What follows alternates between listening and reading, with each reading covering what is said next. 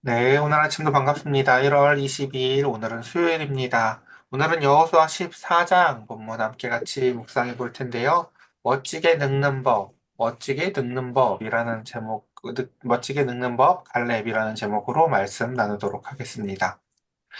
자, 먼저 이제 우리가 다시 이제 13장부터 분배 이야기가 나온다고 말씀을 드렸어요, 어제요. 그래서 이제 분배가 어떻게 이루어지는지를 먼저 살짝 언급을 해드리면은, 이제 요단강을 중심으로 해서, 어제 어제 그 긴네사렛 호수라고 해서 갈릴리 호수를 그렇게 부른다고 했죠. 그래서 그 호수를 중심으로 따라서 흐르는 이제 그 요단강 동편으로 루벤 지파, 갓 지파, 그리고 므낫세 반 지파가 이제 땅을 나누어 가는 부분을 봤고요. 오늘부터 이제 14장, 15장은 요단 서편에 제일 첫 번째 등장하는 게 이제 유다 지파고요. 그 다음에 요셉 지파, 16, 17장. 그 다음에 18, 19장이 나머지 이제 일곱 지파들이 땅을 나눠 갖는 이야기들이 등장을 하게 됩니다. 그래서 이제 항상 이제 요런 순서들을, 그러니까 성경에서 의외로 중요한 게 위치적 의미예요. 제일 처음에 등장을 한다는 건 이제 우리가 그래서 지금 여호수아 전체에서도 보면 제일 모범으로 제시된 인물이 누구였습니까? 여러분 기억나십니까?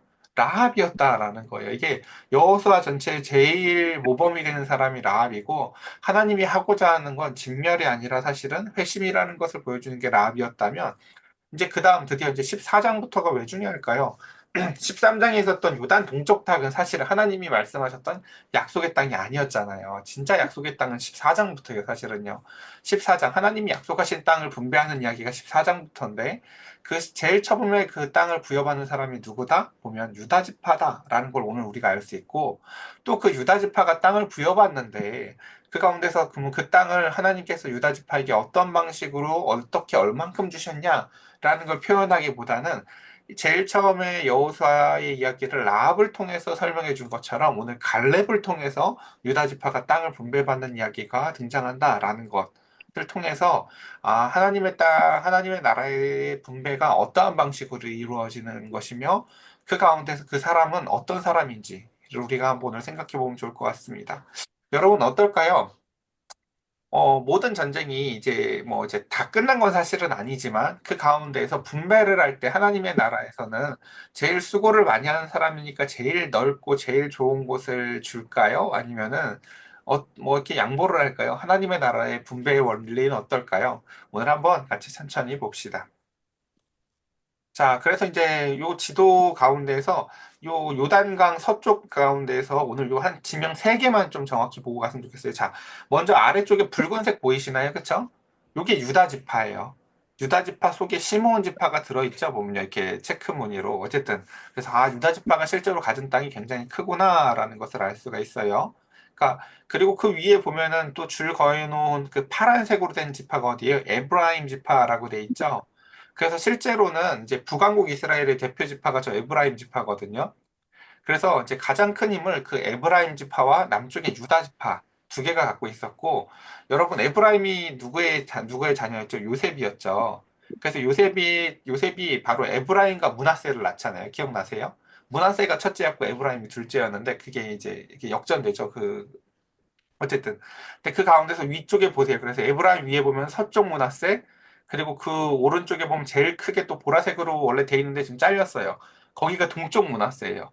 그럼 잘 생각을 해보면 이스라엘 땅의 대부분을 누가 갖게 돼요? 유다랑 요셉 지파가 둘이 갖게 되는 거예요. 북쪽은 다 요셉 지파가 갖게 되는 거고 거의 다 아래쪽은 유다가 갖게 되는 거예요. 그러니까 그러니까 왜 요셉은 두 몫을 갖게 됐는지 기억나실 거예요. 그러니까 창세기에서 여러분 우리 생각을 해보면 그렇죠.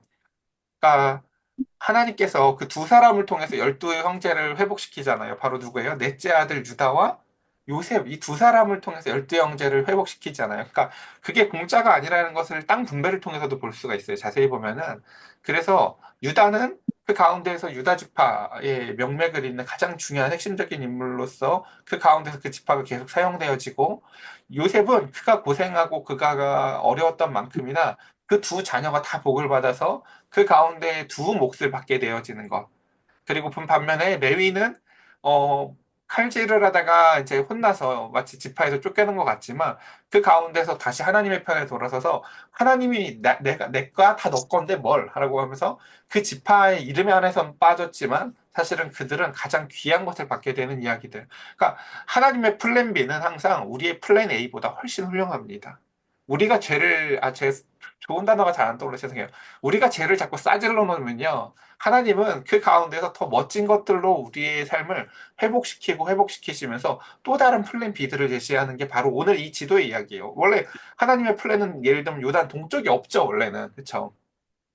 근데 그 가운데서 이런 것들을 받아주셨잖아요. 그쵸? 그래서 오늘 요 지도들을 보면서 생각을 해보면 좋을 것 같아요. 그러니까 땅 분배를 할 텐데, 그러면 사실은 우리가 그렇잖아요, 여러분. 그러니까 우리가 요번에 연말에 예를 들면 이제 예산 결산을 하긴 했지만, 우리야 뭐 이렇게 재정이 막 넉넉하고 뭘 할 게 있는 건 아니었지만 보통 제일 불안할 때가 그때들이거든요. 그러니까 뭘 이렇게 열심히 전쟁을 하고 싸울 때 힘든 게 아니라요. 진짜 무서운 건 분배할 때예요. 왜요? 분배할 때는 각자 다 할 말들이 있거든요. 우리가 얼마나 고생했는데, 요 쟤들은 왜 저렇게 큰 걸 가져가요? 뭐 이렇게 좀 누가 좀 양보 좀 해야 되는 거 아니에요? 사람들 안에 있는 이기심이 작동하기가 제일 좋을 때가 분배할 때라고요, 사실은. 근데 땅 분배한다는 게 그러니까 생각해 보면 얼마나 어렵습니까? 그쵸? 뭐 원리야 간단해요. 뭐 이렇게 야, 인구수 많은 대로 그 가운데서 공격이 많은 대로 뭐 이렇게 그냥 나누면 될 것 같지만 땅이 어떻게 그렇게 생겨 먹은 게 아니잖아요. 그쵸? 그리고 모든 땅을 다 정복한 상태가 또 아니잖아요, 지금요. 그쵸? 그러니까 누가 저기 가질 거 할 거야 하면 다 싫어하잖아요, 여러분. 그쵸? 우리 당장 뭐 대표기도 지금 이름만 뽑아달래도 몇 명 되지도 않잖아요. 대표기도 힘들다고 하셔서 빼달라고 하고 그쵸? 뭐 이게 하나 나누는 게 당장 교회 사역 하나 나누는 것도 어려운 게 아닌데 땅을 나누는 건데도 그래. 땅을 나누는 건데도 난 저 땅은 마음에 들지만 그 옆에 미정복지가 있고 나 걔네들은 무서워서 거기 붙는 건 싫어요. 뭐 교회에 자리 앉을 때 예를 들어서 조금 이상하고 우락부락한 사람이 하나 왔다고 쳐보자고요. 그 옆에 앉기 싫어하잖아요. 그럼 예를 들면 그쵸? 그런 것처럼 땅 분배 이야기가 사실 그렇게 간단한 이야기가 아니죠. 자, 그래서 오늘 본문에 보면 요 두 개는 꼭 기억을 하세요. 에브라임이 북쪽 지파의 대표다. 그리고 남쪽이 바로 유다. 그래서 아, 이렇게 땅을 분배받았구나. 자, 봅시다. 이것은 이스라엘 자손이 가나안 땅에서 받은 기업 곧 제사장 엘르아살과 눈의 아들 여호수아와 이스라엘 자손 지파의 족장들이 분배한 것이라. 자, 분배를 누가 했다고요? 자세히 보면요. 여호수아가 혼자 하나님한테 기도해서 마음대로 했다? 아니에요. 자세히 보면은 제사장과 또한 군의 대표로서 여호수아와 그리고 그다음 백성들의 지파 대표로서 족장들이 함께 모여서 회의하고 분배하는 거예요. 보면요. 그러니까 우리나라도 보면 이제 삼권이 분립돼 있죠. 입법, 법을 만드는 기구와 사법, 법을 판단하는 기구와 그 가운데서 행정, 그 법을 이제 그 가운데서 처리하는 기구가 있죠. 그것처럼 서로가 견제하고 균형을 이룰 수 있도록 하는 것이 굉장히 사실은 성경적인 모습입니다. 마찬가지입니다. 여호수아도 보면은 이게 왜요? 전쟁할 때라면요, 여호수아가 혼자 해도 돼요. 전쟁할 때라면. 근데 지금 뭐 할 때? 분배할 때잖아요. 그쵸? 분배할 때, 여러분, 우리 이번에 결산할 때 기억나실 거예요. 제가 누가 헌금을 하든 안 하든, 제가 다 의견을 물어봤어요. 여러분들한테. 이 돈을 어떻게 쓰는 게 좋은 건지를. 왜 그랬을까요? 내가 헌금을 많이 했으니까 내 목소리를 내고, 난 헌금을 안 냈으니까 나는 말할 자격이 없어. 라고 사실 말하지 않아요. 성경의 원리는요. 왜냐면 분배할 때는요, 사실은 이게 굉장히 예민하거든요. 사람들마다 각자 다 생각이 다르고 연약함이 다르고 이해하는 게 다르기 때문에 그래요. 우리 그래서 주차장 얘기 하나로만도 예를 들어봤잖아요. 그쵸? 닫아놓으면 닫아놨다고 욕하고 열어놓으면은 열어놓은 대로 막 써서 이제 막상 밑에서 일하는 사람이 힘들어하고 그래서 우리 당장 주변에 우리 교회 바로 그 옆에 있는 그 큰 교회들을 보세요. 어떻게 해요? 그쵸? 차단기를 설치해놓고 자기 교회 성도들만 드나들 수 있게 해놓죠. 보통들은요. 그런 방식으로 사실은 이렇게 뭐든지 세상 일이 쉽지 않다. 잠언이 얘기한 것처럼 예. 원리가 사실은 그렇게 누구에게 인애와 공의를 베푸는 게 사실은 굉장히 복잡하다라는 것을 알 수가 있어요. 자, 그래서 분배의 중요점은 어디에 있습니까? 공정성에 있어요. 그리고 공정성은 무엇에 담보됩니까? 함께 한다는 데 있어요. 함께 한다는 데요. 어, 그래서 어떠한 정보들을 공개하는 게 참 중요한데요. 자, 그다음 2절 보겠습니다. 여호와께서 모세에게 명령하신 대로 그들의 기업을 제비를 뽑아 아홉 지파 반에게 주었으니. 자, 그래서 이제 제비 뽑기를 그래서 요즘에 이제 간혹 이제 제비 뽑기가 그래서 성경적이다라고 알고 계신 분이 계신데요. 여러분, 제비 뽑기가 성경적인 걸까요? 아닌 걸까요? 헷갈리죠? 예, 아니에요. 제법 뽑기는 성경적인 게 아니에요. 그러니까 예수님 시대에 제자들을 제비를 꼭 뽑거나 여기서 보면 이제 땅에 대해서 제비를 뽑을 때는요. 구약 시대에 그리고 또 시대가 구약인 게 중요한 게 아니라요. 하나님의 말씀이 아직 전해지지도 않았고 완성되지도 않아서 온전한 하나님의 뜻이 무엇인지 도저히 알 수 없을 때 우린과 둔빔을 가지고 그들 가운데서 하나님에게 무언가를 가르쳐 주셨던 방법이 이제 우리가 어렸을 때에나 쓰는 방법이에요. 제비뽑기는요. 근데 우리에겐 지금 하나님이 무엇을 주셨어요? 성경을 주셨는데 성경을 또 다른 말로 뭐라고 해요? 완성된 말씀, 완성된 계시라고 해요.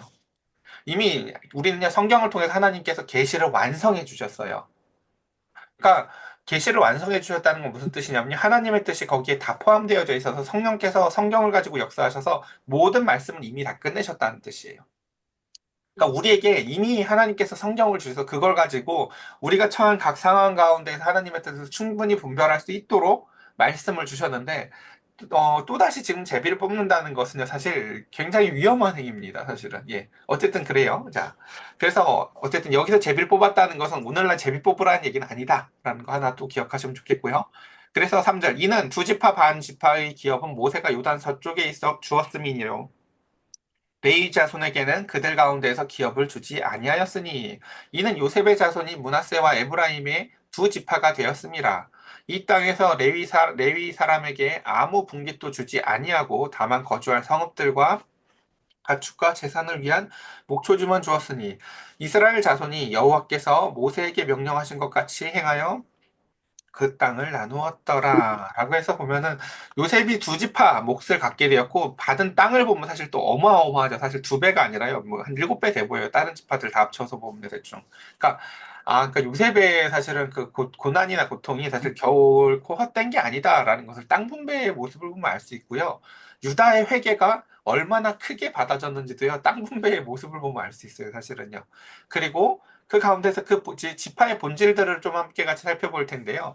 그때 유다 자손 길갈에 있는 여호수아에게 그때 이제 유다 지파에서 유다 자손들이 길갈에 있는 길갈 어디 있는지 머리에 팍 꽂히면 좋을 것 같은데 기억나시는 분 계시죠? 어쨌든 자 여호수아한테 나아오고 그니스 사람 여분네의 아들 갈렙이 여호수아에게 말하되라고 얘기합니다. 자, 여기서 보면 이제 갈렙을 좀 특이하게 소개하죠. 그냥 유다 지파의 여분네의 아들 갈렙 이렇게 표현하는 게 아니라 앞에 뭐라고 해요? 그니스 사람이라고 돼 있죠. 그래서 이제 요건 제가 오늘 시간이 짧아서 그냥 설명은 안 할게요. 자, 갈렙은요, 개종한 이방인이에요. 그러니까 원래 가나안 사람이에요. 가나안 사람이었어서 그니스 족속에 있는 가나안 족속이었는데 그 가운데서 이제 유다 지파로 이제 결혼해서 그 가운데 유다 지파에 편입된 사람이에요. 그러니까 이 사람을 그래서 설명할 때 자꾸 그 앞에다가 그니스 사람이라는 말을 계속 달아주는 거거든요. 근데 중요한 건 무엇이냐면 우리는 이제 이런 사람을 한 사람 알고 있어요. 그게 누구예요? 바로요? 라합, 그쵸? 라합도 어느 지파예요, 여러분? 좋아. 다 유다, 물어봐야겠다. 자, 유다, 라합 어느 지파라고요? 유다 유다. 지파죠. 예. 가나안 사람이었지만 유다 사람과 결혼을 해서 유다 지파가 돼요. 자, 마찬가지로 똑같이 갈렙이 어느 지파예요? 유다, 그렇게 유다 지파예요. 자, 하나 더 물어볼까요? 여호수아 어느 지파예요? 유다. 네? 예, 에브라임 지파예요. 그러니까 네. 예. 그러니까 그쵸 보면은 중요 인물들이 가장 중요 지파에 있어요 사실요 그대로 보면요 자 근데 그 가운데 한번 이제 그 요 상황 가운데에서 이제 드디어 유다 지파에게 땅을 분배해야 되는 상황에서 유다 지파의 땅을 이렇게 가져라라고 뭐 제비 뽑은 결과나 이런 얘기를 하는 게 아니라 거기서 등장하는 인물이 누구다? 갈렙이다라는 거예요. 자 한번 갈렙의 이야기를 들어봅시다. 갈렙이 여호수아한테 이렇게 얘기를 합니다.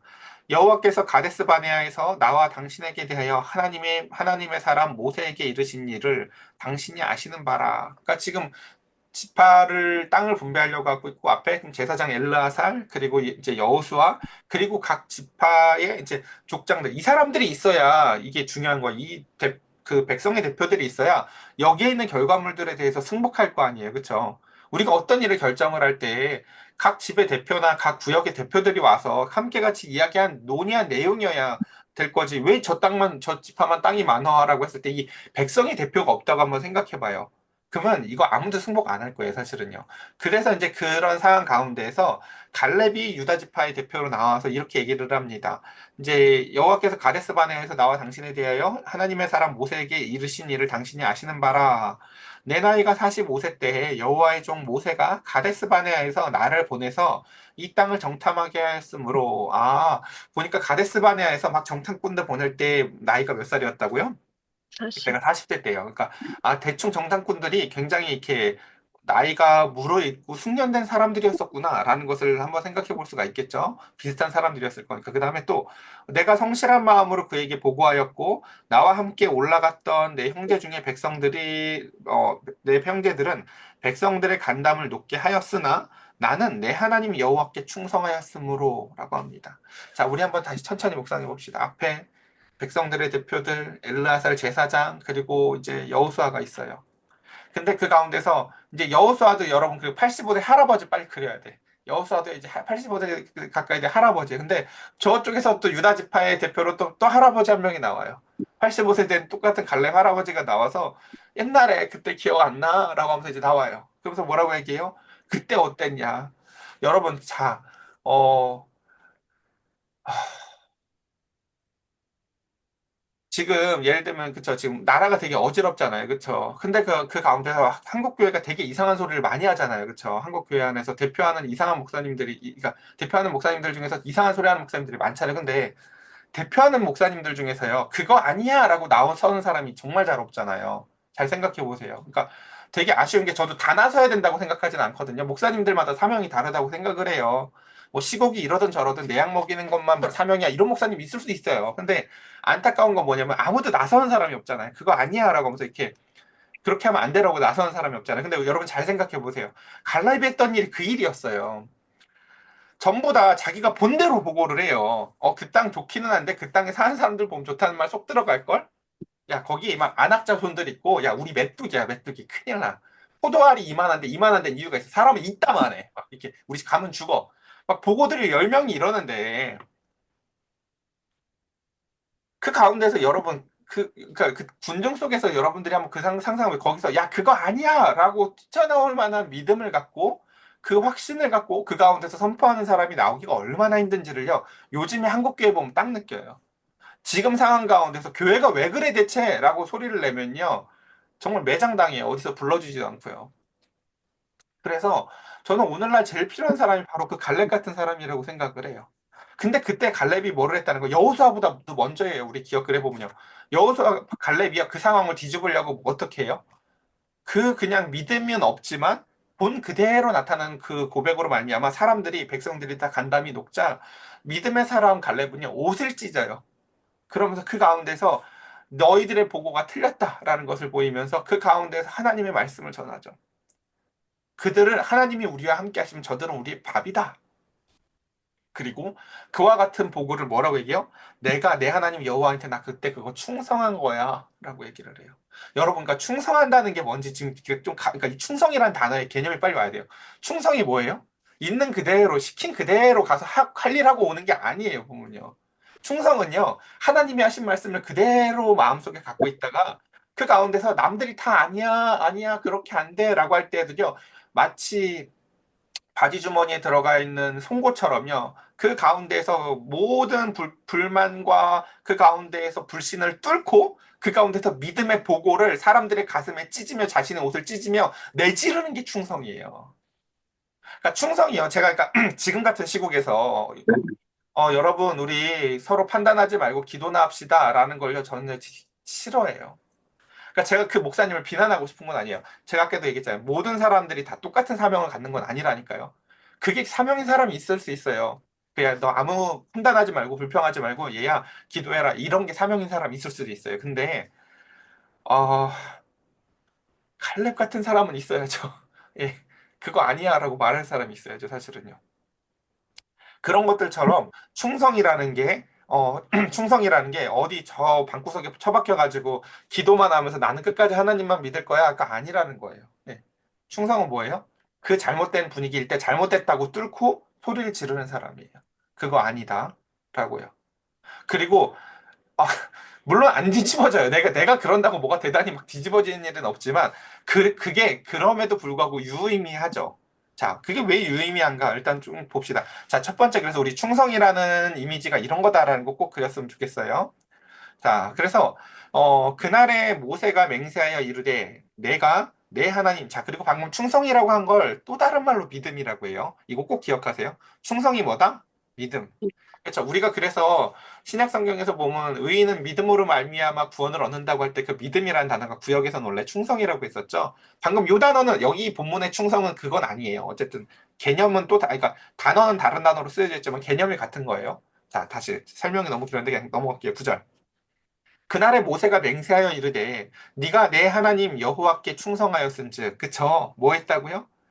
그러니까 지금 이거 계속 지금 갈렙의 말이에요. 하나님이 이렇게 말씀하셨잖아. 라고 하면서 그날에 모세가 맹세하여 이르되 내가 내 하나님 여호와께 충성하였은즉 내 밟는 땅은 내가 발로 밟는 땅은 영원히 너와 내 자손에게 기업이 되리라 하였나이다. 이제 보소서 여호와께서 자 여기까지 한번 상상해봐요. 빨리 9절까지만 10절 보지 말고. 자, 지금 갈렙이 그 늙은 갈렙이 나와가지고 막 얘기하는 거죠. 옛날 기억나죠? 모세가 그랬잖아요. 그때 내가 그렇게 믿음으로 충성했고 모세가 나한테 네가 밟는 땅 다 너한테 준다고 했잖아요. 그럼 10절 그 다음 나올 말이 뭘까? 라는 거죠. 자, 이제 내가 밟은 땅 다 내놓으세요. 이래야 될 것 같지 않아요? 논리적으로 그렇죠? 갈렙이 얼마나 열심히 밟고 다녔을까 땅을. 그렇죠? 그렇죠? 논리적으로는 그럴 것 같죠. 자, 10절에 뭐라고 얘기할까요? 여기가 중요해요. 야, 이제 보십시오. 여호와께서 이 말씀을 모세에게 이르신 때로부터 이스라엘 광야에서 방영한 45년 동안 여호와께서 말씀하신 대로 나를 생존하게 하셨나이다. 오늘 내가 85세로 돼. 자, 이게 무슨 뜻인지 아시겠어요, 혹시요? 갈렙이 너무나 고차원적인 믿음을 갖고 있어서요. 자, 나한테 밟은 땅 다 준다고 했으니까 땅 주세요가 아니라요. 이렇게 얘기를 하는 거예요. 하나님께서 그때 네가 밟는 땅을 다 준다고 하셨었죠. 근데 보세요. 내가 아직까지도 살아있죠? 라고 얘기를 한다는 거예요. 이게 무슨 의미냐면 내가 아직까지 살아있는 이유는 뭔지 아세요? 바로 나는 그 약속이 성취되기까지 내가 살아있을 것을 난 믿었어요. 라는 거예요. 음, 그러니까 지금 내가 살아있는 이유가 뭐라고요? 하나님께서 우리 그 이스라엘을 그 가운데서 가나안을 점령하게 하고 그 가운데서 땅을 분배해 주기 전까지 내가 안 죽을 걸 믿었다는 거예요. 내 생존의 이유가 뭐라는 걸 아는 거예요? 그러니까 그러니까 갈렙이 땅을 욕심내는 사람이었으면요. 오히려 불평불만이 가득했을 거예요. 지긋지긋하다. 내가 그때 한 일이 언젠데 그걸 이제 주냐. 아마 이럴지 몰라요. 근데 불평불만이 아니라 반대로 뭐라고 해요? 괜찮아. 내가 달라고 안 해도 알아서 주실 거야. 그러면서 그 가운데서 내가 아직도 왜 살아있을까? 아직 남은 전쟁이 있고, 그 가운데서 내가 살아있다는 게 증거야. 왜 하나님은 약속을 지키시는 분이니까. 그 땅을 음, 주실 것을 나는 믿어. 라고 하며, 믿음으로 갈렙은요, 또 그 45년의 시간을 기다렸다라는 거예요. 그래서 내가 여태까지 기다렸으니 빨리 내놔라가 아니라요. 내가 살아있는 게 그 땅을 주실 것이라는 증거다라는 거예요. 음, 그러면서 11절 모세가 나를 보내던 날과 같이 오늘도 내가 여전히 강건하니 내 힘이 그때나 지금이나 같아서 싸움이나 출입에 감당할 수 있으니 여러분 11절에 나타난 이야기가 사실적 묘사일까요? 아니면 그냥 갈렙의 믿음일까요? 이게 다 갈렙의 믿음인 거예요, 여러분. 그렇죠? 그러니까 갈렙은요 늘 말을 이렇게 해요. 예. 그러니까 85세 할아버지가 진짜로 막 그쵸 엄청 강건해서 지금 하는 얘기가 아니에요. 그러니까 자기가 그 하나님을 믿으면서 살아보니까 내 강건함보다 중요한 게 하나님이 함께 하신다는 사실이거든요. 그래서 그 가운데서 그는 여전히 내가 지금 싸움도 할 수 있고 다 할 수 있다고 믿어요. 왜? 하나님이 나랑 함께만 하시면. 내 음, 늙음이 하나님의 사역에 어떠한, 예, 그쵸. 미진함이 된다고 믿지 않아요. 그러니까 이게 지금 제일 처음에 나타났던 말과 다르죠. 여호수아가 나이가 많고 늙어 이렇게 설명했잖아요. 저 앞에서요. 그쵸? 똑같은 나이인 갈렙이 나와서 뭐라고 해요? 나 아직 뭐 다 할 수 있어. 지금 이렇게 얘기를 하는 거예요. 그쵸? 그러면서 12절. 그날에 여호와께서 말씀하신 이 산지를 내게 주소서. 라고 하면서 그날에 하나님께서 뭐라고 말했는데요? 밟는 땅을 주겠다고 했지 어느 땅을 주겠다고 하지 않았잖아요. 그쵸? 근데 갈렙은요 땅을 골라놨었어요. 보니까요. 근데 어디를 달라고 해요? 이 산지를 달래요. 그러면서 그 산지가 어딜까요? 당신도 그날에 들으셨거니와 그곳은 아낙 사람들이 있는 땅이에요. 그리고 그 성읍은 크고 견고할지라도 여호와께서 나와 함께 하시면 내가 여호와께서 말씀하신 대로 그들을 쫓아내리이다. 자, 어떤 땅을 지금 달라고 한 거예요? 아직 정복도 안 됐고 정탐꾼들을 보냈을 때 그 가운데서 가장 우리를 두렵게 했던 그 땅을 지금 나한테 분배해 달라는 거예요. 자, 정복된 땅이 안 된 땅이에요? 정복도 아니, 안 된 땅을 내가 지금 우리 거기 주세요. 하나님이 나랑 함께 하시면요. 저희는 그 땅 얼마든지 내가 나가서도 다 그거 점령한다. 뭐 여리고처럼 일곱 바퀴를 돌던지 뭐 나 할 수 있다. 하나님이 나랑만 함께 하시면. 자, 이때가 언제라고요? 갈렙이 85세 때라고요. 그래서 이게 참 저는 성경 안에서 이렇게 멋지게 나이 드는 사람을 제가 잘 못 봤거든요. 제가 제일 소망하는 것 중에 하나가 교회에 멋지게 나이 든 사람들이 있는 거예요. 그래서 그 가운데서 나이가 85세인데 그 가운데서 야 하나님이 함께 하시면 못할 게 무엇이 있니? 라고 하며 내가 젊었을 때에도 이렇게 했잖아요. 그러니까 우리가 나이 들면 그 다음에 뭘 자꾸 챙기고 싶잖아요. 이제 가장 좋은 자리를 챙김받고 싶고 가장 좋은 어떤 대우를 받고 싶고 그 가운데서 더 이상 이제 사역으로부터는 한 걸음 떨어져서 그 가운데 어떠한 그쵸 무슨 이름을 받고 싶어 하든가 땅을 분별받고 싶어 할 거예요. 근데 갈렙은 뭘 받고 싶어 해요? 또 사명을 받고 싶어 해요. 제일 어려운 걸 내가 할게 라는 거죠. 사람들이 제일 꺼려하는 곳을 내가 가질게 라고 얘기하는 거죠. 그러니까 저건 사실은요, 어, 뭐라 그래, 분배 차원에서 제일 좋은 땅을 받는 문제가 아니라 사실은요, 제일 골칫거리를 받는 거예요. 한번 생각해 보세요. 우리 중에서 제일 수고하고 힘든 사람한테 원래 무슨 공로패 같은 거 주면서 막 칭찬해주고, 그 다음에 뭐 선물도 주고 이래야 될 것 같은 혹은 권사님이나 장로님한테 이제 원로 권사님이나 장로님한테 뭘 주는 거예요? 제일 꼴통인 세신자 하나 딱 옆에다 붙여주는 거예요. 나 제조, 제조, 내가 제할게. 제 내가 할게. 예, 그쵸. 갈래비 소망하는 게 뭔지 아시겠어요, 여러분? 그쵸? 예. 야, 이제 늙었을 때니까 보상 받아야지. 라고 하면서 자기가 받을 땅으로서의 보상이 아니라고 여전히 뭐예요? 나 아직도 믿음 여전해. 난 또 옷 10번 찢을 수 있어. 내가 85세 됐어도. 아마 단추 한 몇 개쯤 또 찢을지도 몰라요. 저산지 달라고요. 그쵸? 이걸 통해서 아, 우리는 충성과 믿음이라는 것이 무엇이고 내가 젊었을 땐 나도 그거 했지. 늙으니까 그런 거야. 라는 말이 갈렙을 통해서 통용되지 않는다는 걸 우리는 볼 수 있어요.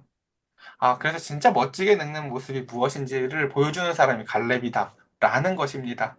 그래서 자신의 지식, 경험, 능력 이런 걸 믿는 게 아니라 내가 옛날에 라고 하면서 내 옛날 이야기를 하는 이유가 그쵸? 옛날에 했었던 어떤 일을 얘기하려고 하는 게 아니라 하나님의 약속에 의지해서 여전히 이스라엘 백성이 가장 두려워했던 그 땅, 그 미정복지를 요청함으로 인해서 믿음의 도전을 지금도 45년 전이나 지금이나 똑같은 걸 하고 있는 거예요. 그러니까 사람이 안 변했죠. 그렇죠? 믿음으로 시작해서 믿음으로 끝나요, 삶이요, 보면요. 그래서 그럼 갈렙은 왜 이럴까요? 끝까지. 예, 이거 정말 간단한 질문이에요. 근데 이 질문이 우리한테 꼭 필요해요. 갈렙은 시작은 그렇다 쳐요. 우리 20대 때 뜨겁게 믿는 사람들은 많이 있으니까요. 근데 끝날 때까지 이 인간은 왜 이럴까? 끝날 때까지. 예. 왜 이럴까요? 너무 간단한 질문이에요. 하나님을 믿으니까. 하나님을 믿으니까. 아니, 우리 여기에 조금만 정말 그 의심의 화살이 들어왔다면 반대로 생각을 해봐요. 45년이 됐는데 땅을 안 줘. 근데 여러분 잘 생각해 보세요. 아브라함한테는 뭐 처음에 되게 뭘 줬었나? 야, 내가 하늘의 별 보여주면서 뭐 자손 이렇게 줄게 할 때 아브라함 죽을 때 땅 뭐 가져요? 막벨라 굴. 뭐 대단한 땅을 받고 죽어요? 그쵸? 뭐 후손 대단히 뭐 어마어마하게 하늘의 별만큼 받아요? 그쵸? 그거 아니었잖아요. 그쵸? 내 눈에 보이지 않아도 하나님은 다 여기 있는 사람요 레위 사람들처럼 꼭 하나님을 자신의 기업으로 받아요. 사실은요. 자세히 보면요. 어머나 시간이 이렇게 지났네. 빨리 끊을게요. 자, 여호수아가 그래서 여분네의 아들 갈렙을 위해서 축복하고 헤브론을 그에게 주어 기업으로 삼게 하매 헤브론이 그니스 사람 여분네의 아들 갈렙의 기업이 되어 오늘까지 이르렀으니 이는 그가 이스라엘 하나님 여호와를 온전히 쫓았음이라. 헤브론의 옛 이름은 기럇 아르바라. 아르바는 아낙 사람 가운데 가장 큰 사람이었더라. 그리고 그 땅에 전쟁이 그쳤더라. 라고 하면서 오늘 14장의 이야기를 마쳤습니다. 그래서 다시 한번 지도 마지막에 보면 여기가 이제 유다 땅 가운데 여기 가운데 아래 제가 줄거놨죠. 여기가 헤브론이다. 라는 거. 헤브론 위치 정도는 좀 알아놓으면 좋을 것 같아요. 그래서 아 갈렙이 끝까지 이제 요청하고 그 가운데서 제일 저 보세요. 저 헤브론의 위치를 봐도 저기를 정복하지 않으면 유다가 얼마나 사실은 깝깝할지도 위치적으로도 보여요. 그것처럼 오늘 이제 우리 함께 같이 그 늘 드렸던 많이 들었던 찬양 있죠. 주님이 주실 땅으로라고 하면서 이 산지를 내게 주소서라는 그 찬양이 이제 오늘 무슨 문맥인지 오늘 우리가 배웠어요. 아, 나이 드신 그 갈렙 원로 장로님이 그 가운데서 제일 꼴통인 새신자 하나를 대지고 우리 교회에서 제일 사람들을 힘들게 하는 그 땅을 자신한테 달라고 요청하면서 하나님이 함께 하시면 할 수 있다고 요청했던 이야기구나 라는 거 우리 함께 같이 살펴봤는데요. 우리 함께 같이 이 시간 함께 같이 기도하는 시간 갖도록 합시다.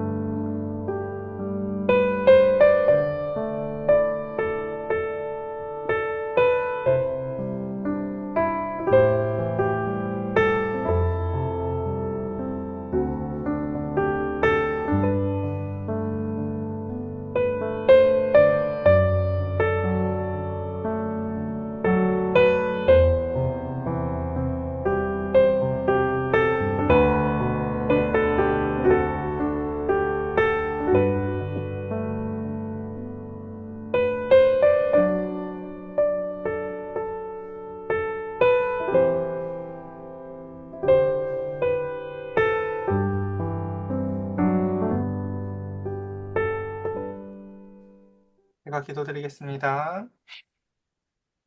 하나님, 오늘 유다 지파의 땅 분배 이야기의 첫 번째 이야기로 우리는 갈렙의 이야기를 살펴보았습니다. 사실 이 땅은 잘 생각해 보면 갈렙같이 믿음으로 들어온 사람이 별로 없었습니다. 그럼에도 불구하고 놀랍게도 가나안 땅을 어찌저찌 하나님이 함께 하심으로 다 점령을 했습니다. 갈렙 같은 사람들만 있어서 점령한 게 아니라 하나님이 함께 해주셔서 점령을 했던 것이었습니다. 그리고 막상 이제 분배를 할 때 갈렙은 아직도 남겨진 땅을 자신에게 가장 사람들에게 힘들고 거친 땅을 자신에게 달라고 또다시 사명을 요구합니다. 우리 사랑하는 성도들, 이 말씀의 원리를 잘 기억하며 우리가 한때 가장 뜨거웠던 신앙만을 간증하고 사는 삶이 아니라 여전히 식지 않고 여전히 함께 하시며 능치 못할 일이 없는 하나님을 찬송하며 우리가 멋지게 늙는 우리가 되길 원합니다. 아니, 시작보다 더 멋지게 성숙하고 늙어가며 하나님의 영광을 드러내는 우리가 되기를 주님 원하오니 하나님 은혜 가운데 은혜를 더하여 주시옵소서. 어두운 시국 가운데에서도 마땅히 목소리를 낼 때 낼 수 있게 하시고 거짓이 세상 가운데서 광명처럼 그 가운데서 교회를 집어삼킬 때에도 옷을 찢고 그 가운데서 참된 빛을 드러낼 수 있는 우리가 될 수 있도록 성령님 은혜를 더하여 주시옵소서. 우리의 구주 되신 예수 그리스도의 이름으로 기도드렸사옵나이다. 아멘.